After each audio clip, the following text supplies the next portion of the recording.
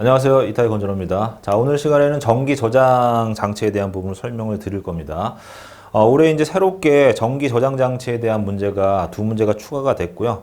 첫 번째 문제는 전기 저장 장치가 어떻게 구성이 되어 있는가, 또 이와 관련된 시설 요건들, 관련 규정들이 어떻게 제정이 되어 있는가에 대한 부분이고요.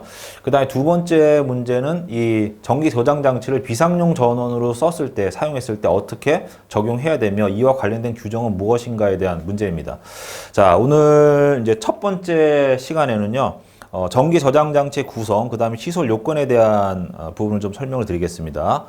본론에 들어가기 앞서서 이제 기출 문제들이 어떤 것들이 나왔는지를 좀 파악을 좀 해봐야 되는데요.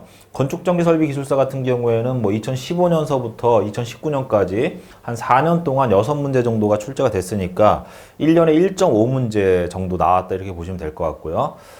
그 다음에 발송배전 기술사 같은 경우에는 이제 9회 동안 100일에서부터 119회까지니까 19회 문제 중에서 6문제가 출제가 됐으니까 뭐 이게 자주 출제되는 문제는 아니다. 한 1년에서 2년마다 한 번씩 출제가 되고 있다. 이렇게 보시면 될 것 같습니다.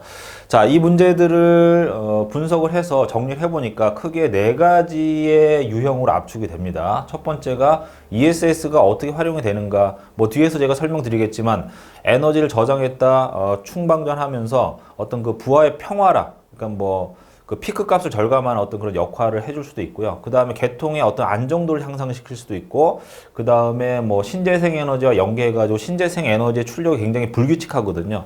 이런 부분들을 이제 평준화시켜서 이것도 이제 안정도가 연관된 부분이죠. 이렇게 신재생 에너지와 연계할 수 있는 그런 시스템으로 가준다든지 뭐 이런 부분들이 활용이 되는 분야라고 보시면 될 것 같고요. 그 다음에 ESS의 구성 요소는 굉장히 단순합니다. 뭐 배터리를 이용한다면 배터리를 관리해주는 시스템, 그 다음에 뭐 신재생 에너지라든지 아니면 에너지 저장 설비에 저장된 에너지가 뭐 어떤 직류의 형태라든지 아니면 뭐 주파수를 가진다고 하더라도 계통의 주파수가 좀 다를 수가 있거든요. 뭐 이런 것들을 이제 관리해주는 시스템이 있고, 그 다음에 뭐 이런 그 저장된 에너지를 우리가 필요로 하는 계통에서 사용되어지는 어떤 그런 그 전격 전압, 뭐 전격 주파수의 계통과 맞는 그런 전력을 이제 변화를 시켜줘야 되거든.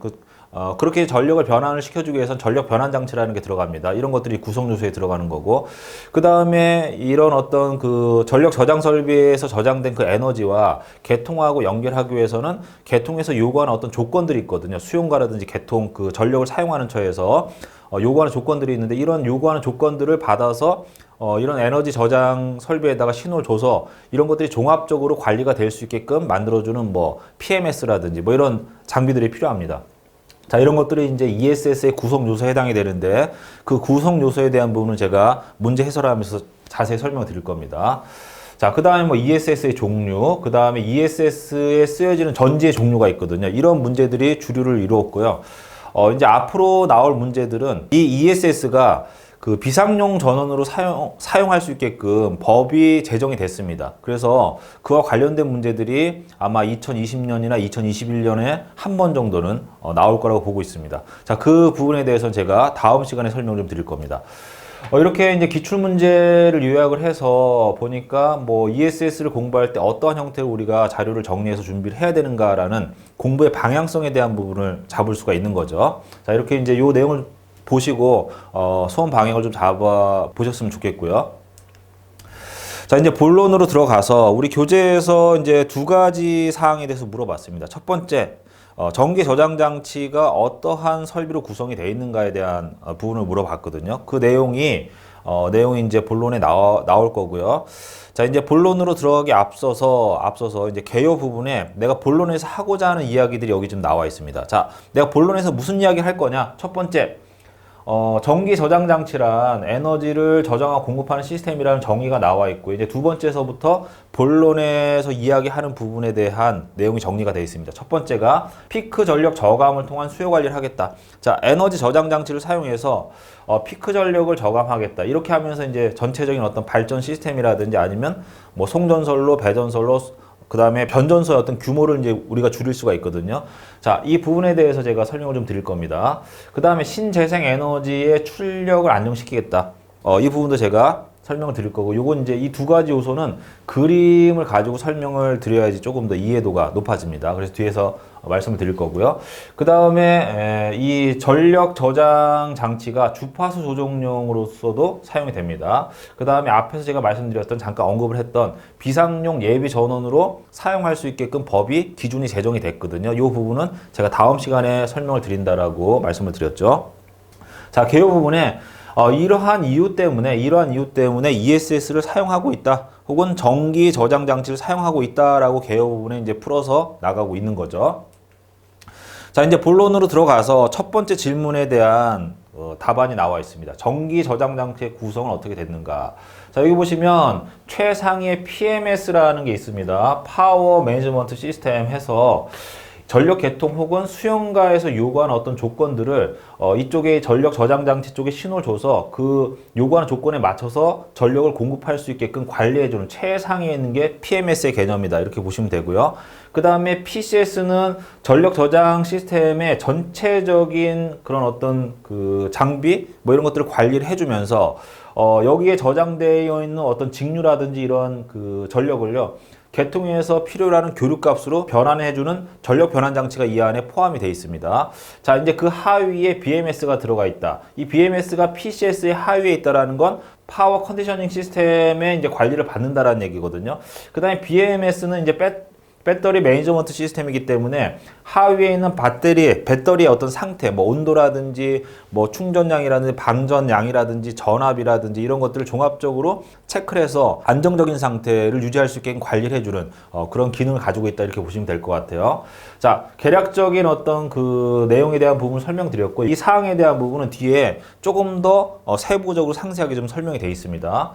자, 우리 교재에서 PCS에 대한 부분이 나와 있죠. PMS 하위에 있는 내용이었습니다. 자, PCS의 기능은 뭐냐? 우리가 이제 전력 저장 설비로 이제 주로 배터리를 많이 사용하고 있는데, 배터리는 직류의 형태로 에너지가 저장이 되기 때문에 교류 계통에서는 이 직류를 바로 사용할 수가 없으니까 교류 계통에서 요구하는 어떤 그 전격 전압과 전격 주파수, 그 다음 위상 이런 것들을 맞춰서 전력 계통에 공급해주는 혹은 수용가 쪽에 공급해주는 전력 변환 장치가 있어야 되겠죠. 그 기능이 PCS 안에 들어가 있습니다. 자, 내용을 보시면 배터리로부터 저장된 직류 전력을 교류로 변환하여 전력 계통에 전력을 공급하거나, 그 다음에 전력 계통으로부터 또 교류를 받아가지고 배터리에 에너지를 저장해줘야 되겠죠. 이렇게 변환하는 그런 기능을 가지고 있다. 자, 그 다음에 여기에 뭐 첫 번째 이제 축전지 충방전 기능을 해주는 거고요. 자, 이렇게 충방전 해줄 때 이러한 역할을 가지고 있다라는 거예요. 로드 레벨링이라고 해서, 자, 여기 보시면 우리가 전력을 사용할 때 항상 똑같은 크기로 사용하는 게 아니라 낮에는 전력을 많이 쓰고 밤에는 심야에는 전력을 적게 씁니다. 자, 이렇게 쓰게 되는데 여기서 이제 이 그 개통적인 측면에서 우리가 좀 접근할 필요가 있는데, 전력 계통에서 사용하는 대규모의 발전 설비는요, 이 출력을 막 조정하기가 힘들어요. 전기를 많이 사용한다고 해서 출력을 뭐 극대화시키고, 그 다음에 전기를 사용하지 않는다고 해서 발전기를 정지시키고 이렇게 하기가 힘들다는 얘기예요. 물론 이제 정지를 시킬 수 있는 발전기도 있지만 그렇지 못한 발전기도 있습니다. 예를 들어서 원자력 발전 같은 경우에는 출력 변화를 일으키기 어렵거든요. 항상 일정한 값으로 출력을 내줘야 되고요. 또 원자력은 정지와 기동을 할 수가 없습니다.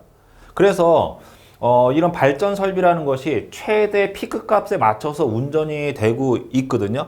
이렇게 이제 피크 값에 맞춰서 전력을 생산해 내고 있는데, 심야에는 전기를 거의 쓰지 않으니까 때에 따라서는 사용하지 않는 전기라고 하더라도 계속해서 생산할 수밖에 없어요. 그러니까 이 생산된 전력은 뭐 버린다든지, 아니면 그 양수 발전의 펌프를 사용해서 펌핑을 해가지고 하위에 있는 물을, 하위 저수지에 있는 물을 상위로 끌어올려 가지고 어떤 그 위치 에너지의 형태로 저장했다가 에너지가 필요했을 때 그 물을 내려서 발전하는 그런 형태로 이제 소비를 시켜버리게 되거든요. 근데 이러한 형태의 소비 방식은요, 손실이 굉장히 큽니다. 예를 들어서 100이라는 에너지로 펌핑을 해가지고 양수발전소에서 위에 상부 저수지에 물을 올렸다가 내가 필요할 때 물을 내림으로써 수차로서 활용해서 전기를 생산할 때는 일반적으로 30에서 40% 에너지 손실이 발생이 되거든요. 굉장히 비효율적이라고 보시면 됩니다. 자, 그런데 이러한 것들을 이제 배터리에 저장하게 되면 그런 손실 자체가 적어지게 되거든요. 효율이 굉장히 올라가게 됩니다. 자, 이렇게 피크 값을, 그러니까 에너지가 남을 때 저장했다가 이 저장된 에너지를 전력이 피크 값일 때 제공해 주게 되면 전체적인 그 발전 설비의 용량을 줄일 수가 있거든요. 이렇게 되면 굉장히 효율적으로 그 다음에 경제적으로 개통을 운영할 수가 있습니다. 자, 이런 것들을 로드 레벨링이라고 한다라고 보시면 될 것 같고, 이런 부분들은 제가 뭐 다른 강의에서도 많이 설명을 드렸기 때문에 어렵지 않은 내용이니까 충분히 이해를 하실 수 있을 것 같고요. 자, 그 다음에 파워 스무딩이라고 이렇게 되어 있는데, 이 부분은요, 신재생 에너지와 좀 관련이 있어요.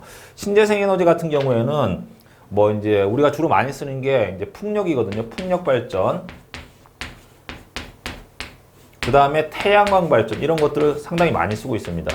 자, 그런데 이 두 가지 발전 설비는요, 출력이 굉장히 불안정해요. 예를 들어서 풍력은 바람이 많이 불거나 적게 불게 되면 에너지를 많이 생산할 수도 있고 적게 생산할 수도 있고요. 그 다음에 태양광 같은 경우 밤에는 생산이 안 되고 낮에는 생산이 되고, 또 맑은 날, 흐린 날, 봄, 여름, 가을, 겨울마다 계속 변화가 되는 거죠. 그 중에서도 풍력 발전기 자체는요, 이 출력 변화가 굉장히 심해요. 바람이 많이 불 수도 있고 적게 불 수도 있고 하기 때문에 출력을 내는 것이, 여기 잘 안 보이실 수도 있겠지만 이렇게 굉장히 출렁인다는 얘기죠. 자, 이렇게 이런 출력이 출렁이게 되면요, 개통 운영상에는 굉장히 안 좋습니다. 그래서 실질적으로 이런 분산형 전원이라든지 소규모 발전 설비 같은 경우에는 개통의 안정도 측면에서는요, 상당히 좋지 않은, 조금 그 불편한 어떤 시스템이다, 이렇게 보시면 될 것 같아요.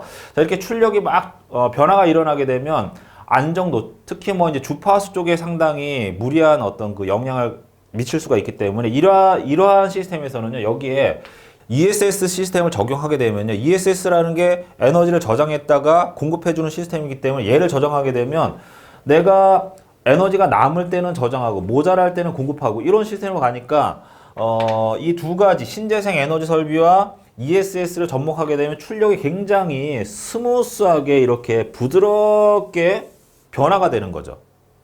자, 이렇게 스무스하게 변화시키지만 변화가 없는 게 아니라 시간에 따라서는 순간적인 변화는 줄어들지만 시간에 따라서는 전력 사용량의 변화는 일어나는 거죠. 이런 것들은 또 이제 다른 개념으로 접근해서 안정화를 시킵니다.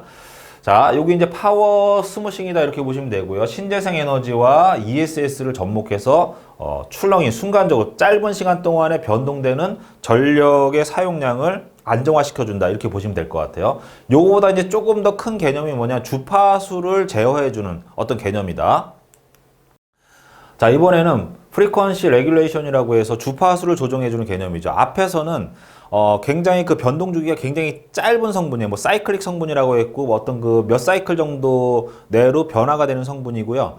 걔 같은 경우에는 앞에서 설명드린 부분은요, 어떤 주파수를 변화시킨다기보다 어떤 위상을 조금 움직이는 어떤 그런 개념이라고 보시면 될 것 같아요. 그거보다 조금 변동 주기가 크고 그 변동하는 양도 커지는 부분에 있어서는 계통의 주파수를 우리가 변화시킬 수 있는 그런 요소가 있거든요. 자, 이렇게 계통의 주파수가 변화되지 않도록 조정해 줄 때는 크게 세 가지로 나눠져 있습니다. 우리 교재에 보시면 첫 번째 1차 조정이 주파수 수정 제어에서 GFC라고 있는데, 가버너 프리라고 해서 조속기의 제어에 의해서 조속기가 자동적으로 어떤 그 출력이 변화가 됐을 때 조속기에서 스팀량을 늘리거나 경감을 시켜가지고 주파수를 조정해주는 그런 제어입니다. 이게 이제 1차적인 제어고요. 이런 1차적인 제어를 했음에도 불구하고 출력 변화가 크다, 주기가 길어진다, 이랬을 때 주파수가 제어가 되지 않고 변화가 됐을 때는요, 2차 제어가 들어갑니다.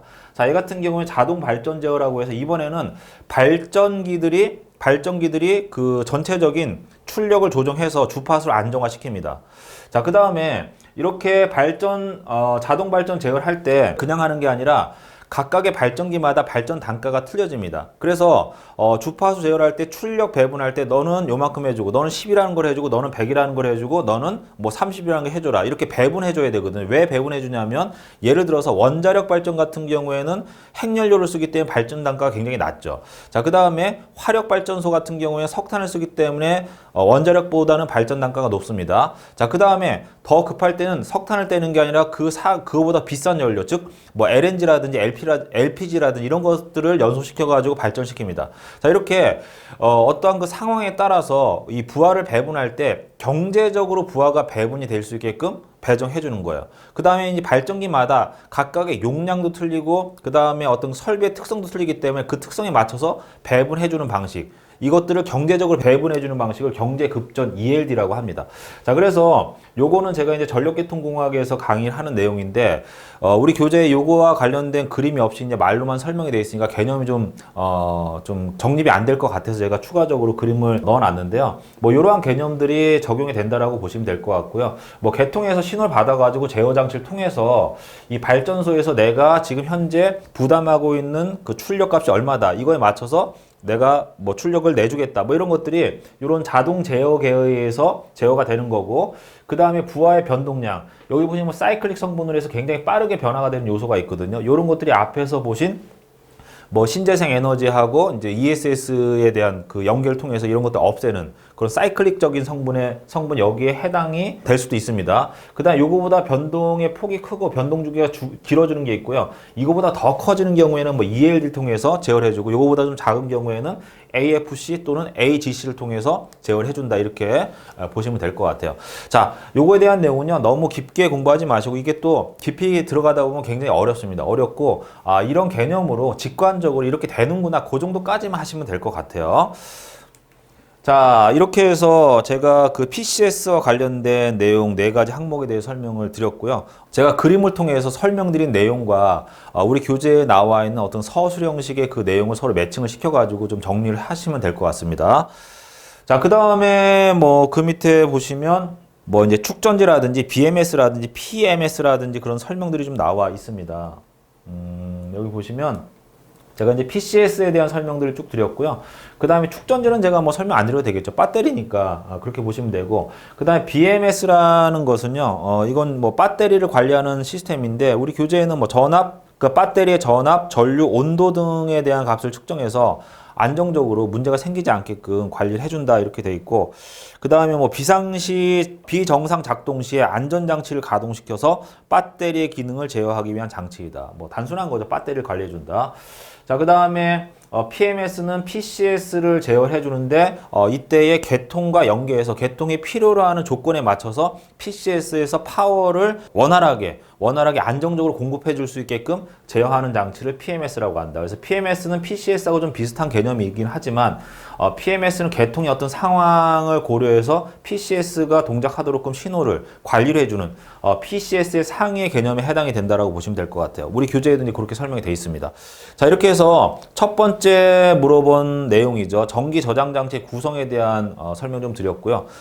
이제 두 번째 질문에 대한 내용을 좀 보겠습니다. 자, 시설 요건, 전기 저장 장치 시설 요건에 대한 부분에 대한 답인데요. 여기는 이 시설 요건과 관련된 기준이 어떻게 제정이 되어 있는가, 그 부분에 대한 설명이 나와 있습니다. 그래서 이 부분이 좀 복잡하게 보여질 수 있기 때문에 큰 어떤 그 카테고리로 나눠가지고 제가 좀 설명하고 있거든요. 그 중에서도 뭐 서술형으로 쭉 되어 있는 것들은 이제 우리가 암기하기 어렵기 때문에 거기서 포인트가 되는 거, 키워드가 되는 것만 제가 뽑아서 그 부분만 말씀을 드리고 강의 좀 마무리하려고 합니다. 자, 보시면 우리 교재에서는 지금 전기설비 기술기준 제53조에 대한 설명이 좀 나와 있고요. 그 다음에 전기설비 기술기준 판단기준에 어떻게 이런 규정들이 나와 있는가, 이 두 가지로 나눠 설명을 좀 해놨습니다. 첫 번째, 전기설비 기술기준 제53조 3항에 전기저장장치 시설에 대한 부분이 나와 있는데 되게 단순해요. 당연히 인체 감전, 화재, 사람에게 어떤 위해를 끼쳐서는 안 되겠죠. 이런 것들을 금한다, 이렇게 돼 있습니다. 자, 그 다음에 적절한 보호, 제어장치 폭발 우려가 없도록 한다. 뭐 제어장치에 대한 부분 아까 PMS라든지 PCS라든지 BMS에 대한 설명을 드렸지 않습니까? 이런 것들이 적절하게 시설되어져야 된다, 이런 부분이 나와 있고, 당연히 배터리나 이런 것들은 이제 폭발의 위험성이 있는데 이런 사고가 일어나지 않게끔 제어를 해줘라, 아니면 시설해줘라, 이런 내용들이 나와 있는 거죠. 자, 이렇게 법적인 부분들은요, 어떤 그 공학적인 요소로 접근하기는 좀 어려운 거죠. 너무나 당연한 얘기고, 이걸 맞춰주기 위해서 이제 엔지니어들이 여러 가지 뭐 설계 방법을 찾고 기술적인 부분을 검토해서 시스템을 만들어서 구축한다, 이렇게 보시면 될 것 같아요. 자, 그 다음에 두 번째는 전기설비 기술기준 판단 기준에 의해서 지금 전기 저장 장치의 시설 요건에 대해서 기준을 제정해 놨는데, 이 판단 기준에서는 또 세 가지의 항목에서 세 가지 조항에서 이야기하고 있습니다. 첫 번째가 295조 전기 저장 장치 일반 요건에 대해서 규정해 놨고요. 그 다음에 두 번째는 296조 제어 및 보호 장치에 대해서 규정해 놨고, 그 다음에 297조 계측 장치에 관련된 기준들이 나와 있습니다. 자, 이렇게 세 가지 요소로 나눠져 있다라는 거를 이제 파악하셨으면 나머지 내용들은 내가 전기 저장 장치에 대해서 이제 어떤 기술적인 부분을 좀 공부했다라고 하면 너무나 당연한 항목들이 여기 나열이 돼 있다라고 좀 보실 수 있을 것 같아요. 자, 295조 전기 저장 장치 일반 요건에서 5가지 정도가 나와 있는데, 첫 번째가 충전부 노출 금지 금속재 외항 접지라고 돼 있습니다. 이거 당연한 거 아닙니까? 어떠한 사고를 방지하기 위해서, 감전 사고를 방지하기 위해서 충전부는 반드시 어떤 케이스 안에 들어가 있어야 되고, 그 케이스가 금속재 외함이라고 하면 또 접지가 돼야지만 감전으로부터 보호할 수가 있겠죠. 자, 그 다음에 환기시설, 적절한 온도, 습도 유지. 자, 이런 배터리나 이런 시설물들에는요, 거기서 그 유해가스들이 이제 나올 수가 있고요. 또 이런 것들이 폭발할 우려가 있습니다. 그래서 항상 환기를 시켜줘서 그런 유해가스들을 어떠한 전기 저장 장치가 설치된 공간 안에서 밖으로 빠져나가서 안전한 어떤 그 환경을 유지를 해줘야 되는 거죠. 그 이야기입니다. 자, 그 다음에 뭐 당연히 작업 공간이 확보가 돼야 되고요. 적절한 조명 설비가 있어야 되겠죠. 자, 그 다음에 부식성 가스, 용액에 의한 부식 방지, 진동 충격의 안전한 구조로 해서 뭐 구조 설계도 좀 해줘야 되고, 뭐 그거에 대한 내용이 나와 있고요. 또 당연히 물에 잠기면 안 됩니다. 자, 우리 교재에 보시면은 많은 내용들이 있지만 그 중에서 핵심 키워드가 뭔지를 뽑아내시면 훨씬 더 보기가 좋잖아요. 이렇게 정리를 하시고 답안지도 이렇게 쓰시면 될 것 같아요. 자, 그 다음에 296조에선 제어 및 보호 장치에 대한 내용입니다. 요거는 뭐 앞에 우리가 장치의 구성 요소에 대한 부분을 좀 떠올리신다라고 하면 어렵지 않게 쓰실 수 있을 것 같아요. 자, 첫 번째 전기 저장 장치 개통 연계에 관한 규정. 그래서 전기 저장 장치가 이제 개통과 연계해서 우리가 쓸 수밖에 없는 거 아닙니까? 에너지가 남을 때는 저장했다가 그 다음에 에너지가 모자란다든지 아니면 전기요금 단가가 비쌀 때는 굳이 비싼 걸 쓰는 게 아니라 쌀 때 에너지를 저장했다가 비쌀 때 저장된 거를 사용하면 이제 수용가 입장에서 좋고, 그 다음에 발전사 입장에서도 그만큼 발전 설비 규모라든지 변전설로 배전설로의 규모를 작게 만들 수가 있으니까 여러 가지로 효율적으로 운영할 수가 있겠죠. 이것과 관련된 규정이다.